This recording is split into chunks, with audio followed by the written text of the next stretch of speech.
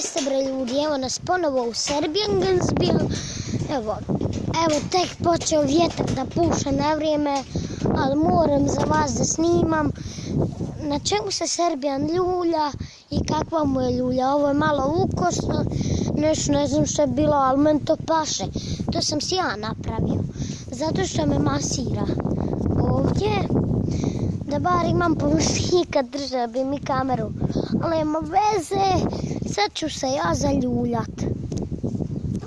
Eto. Evo ga. Evo moj brate snima. Op, čekaj da uslikam. Može slika. Čekaj da se još malo jače, sam da ne udarim u onu šipku. Jednom sam bio udario koliko sam se ljuljao. Alo, nemoj na mene ići. Vidiš da snimam. Pa i ti snimaš. Sad ovo snimamo u jednom danu. Neka poplava. Zaboravio sam vam reći. 20.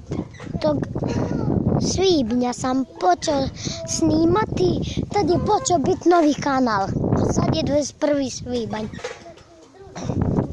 Eto vidite. 2017. Čekaj, treba malo jače, ali mogu s mobitelom, ali ću moći 100%. Čekaj, čim bude mah nogama, gore, dole. Kamera uhvati sve. Vidite, ja se ljuljam.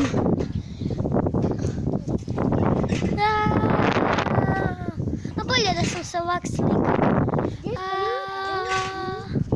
Evo mene, evo gore šipke. Čekaj da malo jače klikniću pauzu i malo ću se jače zaljuljati.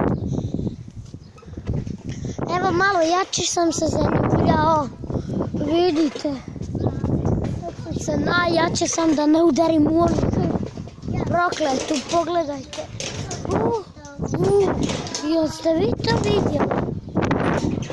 Koliko se... Aj sad jedan.